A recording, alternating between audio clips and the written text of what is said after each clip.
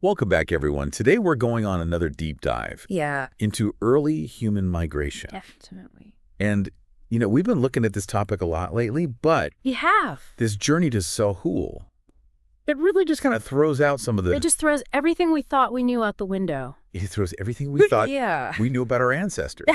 Yeah. I mean, we're talking about Like reaching Australia. Or Sahul, I should say. Or Sahul, which is Supercontinent. the supercontinent that included Australia, New Guinea, and Tasmania. 50 to 65,000 years ago. Yeah.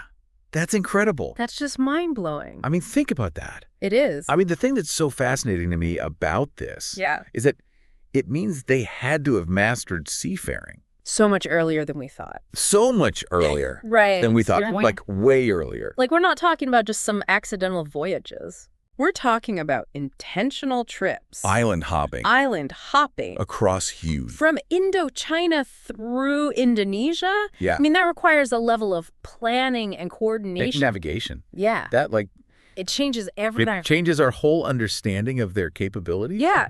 I mean, can you imagine What was it like? landing on Sahul for the first time? Yeah. Joe. This massive, unexplored landmass. Really different. And all these plants and animals There's nothing they'd ever seen. that they'd never seen before. Right. We're talking about marsupials. Marsupials. And monotremes. Or monotremes. Those egg-laying mammals. It's like the echidna. The echidna and the platypus. So that was crazy. Yeah, it really highlights Just like how isolated it was. It's a totally different world. And speaking of isolation, Yeah. the DNA tells a pretty interesting story. Oh, yeah.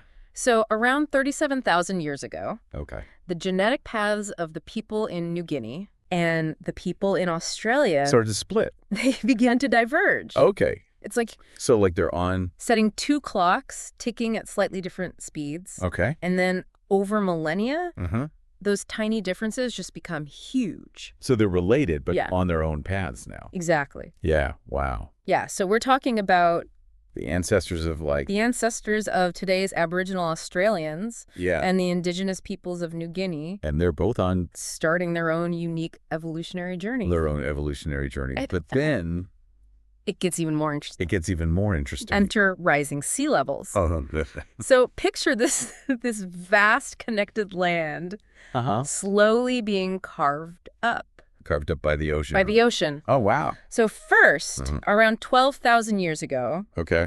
the Bass Strait formed, Isolating Tasmania. isolating Tasmania. So now that's cut off. That's cut off. And then around 10,000 years ago, Oh, gosh. the Torres Strait floods, Separating Australia. separating Australia and New Guinea. Oh, wow. So we go from one massive supercontinent To three distinct land. to three distinct land masses. Wow.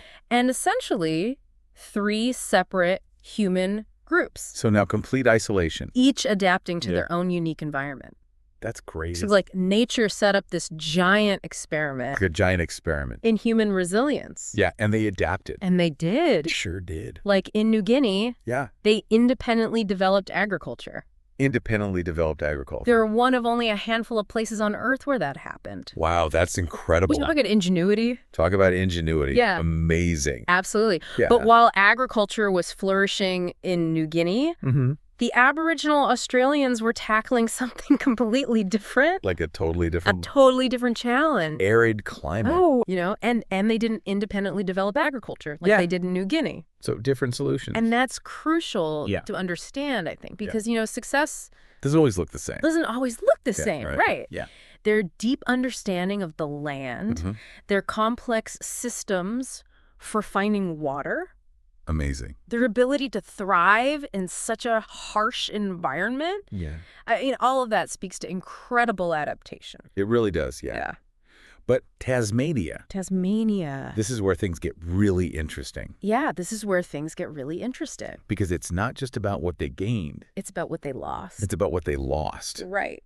Over time, the Tasmanian Aboriginals saw some pretty sophisticated hunting and fishing technologies Disappear. disappear. It seems counterintuitive. It does seem counterintuitive. At first, right. Yeah. But if we look at their environment, we see that it was incredibly rich in resources. Also, they didn't need those Yeah, technologies. in that context. Yeah. Maintaining those specific complex skills Right. might have been less efficient. Than just like the easier methods. And focusing on other survival needs.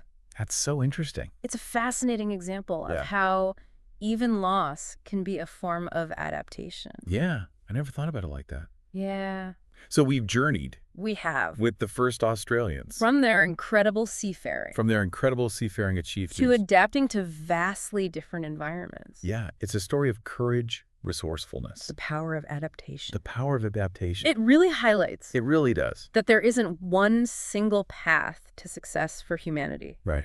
You know, we've seen how different environments and challenges Yeah. lead to different solutions. Totally. So it kind of begs the question, Yeah. what other examples of loss as adaptation might be out there? Ooh, that's a good question.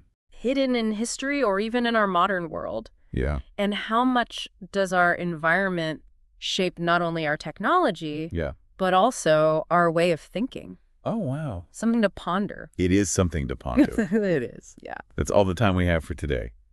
See you next time. See you next time.